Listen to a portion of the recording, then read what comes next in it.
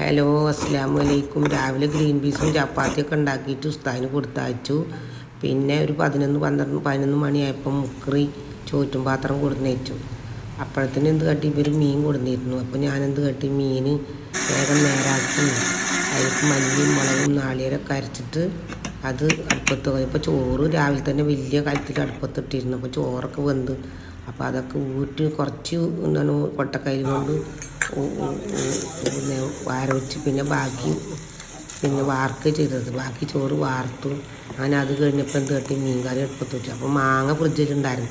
മാങ്ങയും വെണ്ടയ്ക്ക ഇട്ട് ഒരു കറി വെക്കാൻ വിചാരിച്ചിട്ട് വേഗം മാങ്ങയും വെണ്ടയ്ക്കയും തക്കാളിയൊക്കെ മുറിച്ചിട്ട് അടുപ്പത്ത് വെച്ചിട്ട് പിന്നെ നാളികേരം മല്ലി മുളകും നാളികേരമൊക്കെ അരച്ച് മിക്സിയിൽ അരച്ചിട്ട് അതിൽ കുഴിച്ചിട്ട് മീൻ കറി വെക്കാൻ വേണ്ടി നിന്നു. മീൻ കറി ഏകദേശം വെന്തെന്ന് കണ്ടപ്പോൾ പിന്നെ മീനിട്ട് അങ്ങനെ അത് നല്ല തിളച്ച് വെന്ത് പോവാനായി എന്ന് കണ്ടപ്പോൾ പിന്നെ വറുത്തിടാൻ വേണ്ടിയിട്ട് ചട്ടി അടുപ്പത്ത് വെച്ചിട്ട് അങ്ങനെ ഉള്ളി വറുത്തിട്ട് കഴിഞ്ഞു. അപ്പോഴേക്കും മീൻ മസാല തേക്കണ്ടേ. അപ്പം മീൻ അടുപ്പത്ത് വെച്ചപ്പോൾ എന്ത് കാട്ടി, വേഗം മീനിലേക്കുള്ള പൊരിക്കാനുള്ളതിലേക്ക് മല്ലിയും മുളകും മഞ്ഞളും വെളുത്തുള്ളിയൊക്കെ ഇട്ടിട്ട് മസാല ഉണ്ടാക്കിയിട്ട് അത് പുരട്ടി വെച്ചിട്ട് ഒരു അരമണിക്കൂർ കഴിഞ്ഞപ്പോൾ പിന്നെ അപ്പോഴത്തേന് കറി വെന്തിരുന്നു. അപ്പോൾ കറി വെന്ത അടുപ്പത്ത് തന്നെ വേഗം കെട്ടിച്ച് പാനടുപ്പത്ത് വെച്ചിട്ട് മീനും പൊരിച്ചു. മീൻ പൊരിച്ച് നിൽക്കുമ്പോഴത്തേന് വേഗം ഉപ്പേരി ക്യാബേജാണ് കൊണ്ടിരുന്നത്. അപ്പോൾ എന്നാൽ ക്യാബേജ് വെക്കാച്ചിട്ട് വേഗം ക്യാബേജൊക്കെ അരിഞ്ഞ് അതിലേക്ക് വെളുത്തുള്ളിയും ചുവന്നുള്ളിയും ഇഞ്ചിയൊക്കെ അരിഞ്ഞ് അത് എന്നിട്ട് അടുപ്പത്ത് വെച്ച് അങ്ങനെ അപ്പോൾ തന്നെ 12:30 മണി. അങ്ങനെ മീനും പൊരിച്ചതുമായി, ഉപ്പേരിയായി, മീൻ കറിയായി. അപ്പോൾ പിന്നെ മുക്കറി വന്നു 12:30 മണിയായപ്പോൾ.